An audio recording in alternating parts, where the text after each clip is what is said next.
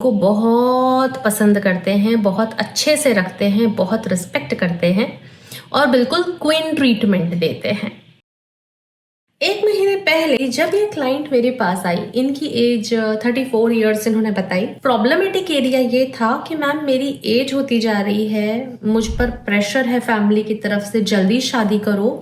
तो इनका जो प्रोफेशनल प्रोफाइल है उसमें भी एक अच्छी पोस्ट पे हैं, लेकिन इनका प्रॉब्लम ये था कि सब कुछ ठीक है मेरी लाइफ में, लेकिन फिर भी मेरे पास ना अच्छे रिश्ते आते हैं जो मुझे पसंद आए, जिनको मैं हाँ कर पाऊँ, और अगर आते हैं तो पता नहीं क्यों सामने वाले को मैं पसंद नहीं आती, मुझे रिजेक्शन मिलता है वहां से।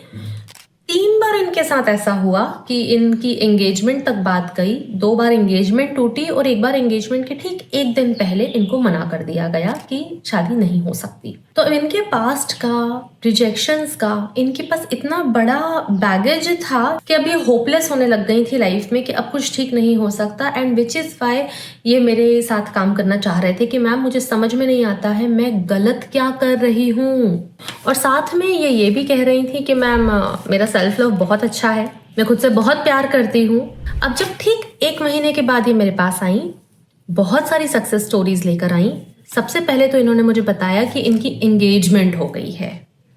दूसरी बात जो इन्होंने मुझे बताई, इनका पार्टनर इनको बहुत पसंद करते हैं, बहुत अच्छे से रखते हैं, बहुत रिस्पेक्ट करते हैं और बिल्कुल क्वीन ट्रीटमेंट देते हैं।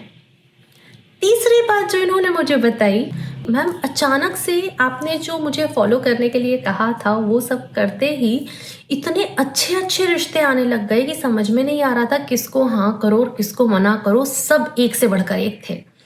फाइनली इवेंचुअली मुझे ये जो शख्स थे ये सबसे ज़्यादा पसंद आए। इनका जेस्चर, इनका मुझे ट्रीट करने का तरीका सबसे ज़्यादा अमेजिंग था और अब जल्दी ही हमारी शादी होने वाली है। तो फिर आप सोचेंगे जब सब कुछ बढ़िया चल रहा था तो ये दोबारा क्यों आई। तो अब जो मैं आपको बताने वाली हूँ वो होते हैं लिमिटिंग बिलीव्स। इन्होंने कहा कि सब कुछ इतना अच्छा हो रहा है लेकिन मुझे यकीन नहीं हो रहा कि इतना अच्छा सब कुछ कैसे हो सकता है। मुझे ये भी यकीन नहीं आ रहा कि ये इंसान सगाई तोड़ेगा नहीं। मुझे लगता है कि इतने हैंडसम, इतने अच्छे बंदे को मैं कैसे पसंद आ सकती हूँ। इतनी सारी बातें बैक टू बैक ये बोले जा रही थी और ये एक्चुअली मेरा कंसर्न था। ये होते हैं लिमिटिंग बिलीव्स। ये ठीक वैसा ही है कि एक इंसान जो एक बहुत लोअर मिडिल क्लास को बिलोंग करता है, उसको एकदम से आप ताज होटल में रुकवा दोगे ना, 2-4 दिन तो वो रह लेगा, लेकिन फिर उसको वापस अपने घर की याद आएगी। क्यों? वो अपने घर में ही रहने के फैमिलियर है।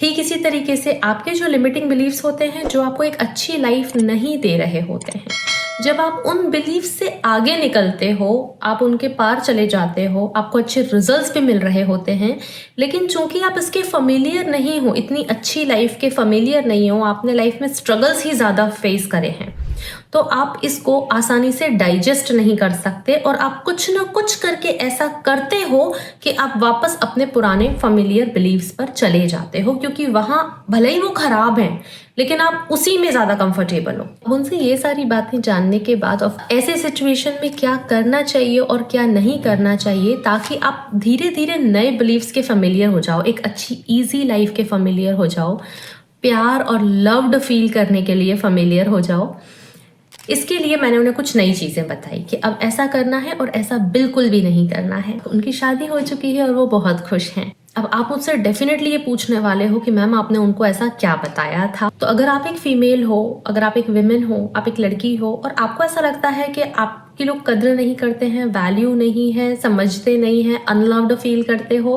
तो आपको भी ये पर्टिकुलर चीज बहुत हेल्प करने वाली है और ये है feminine energy work. Feminine energy work इतना मैग्नेटिक और पुलिंग होता है कि आपके मैनिफेस्टेशंस बहुत ईजी हो जाते हैं और आपके अंदर मैस्कुलाइन और फेमिनाइन एनर्जी बैलेंस हो जाती है। वैसे फेमिनाइन एनर्जी से रिलेटेड बहुत स्पेसिफिक चीजें बताई जाती हैं based on the past of that person and limiting believes of that person जो मेरे पास आए हैं, लेकिन कुछ चीजें तो आप भी कर सकते हो और उसके लिए ये पर्टिकुलर वीडियो आपकी बड़ी हेल्प करने वाला है। आप इसको चेक करो। मैं आपसे जल्दी ही मिलती हूँ, तब तक आप अपना ध्यान रखना।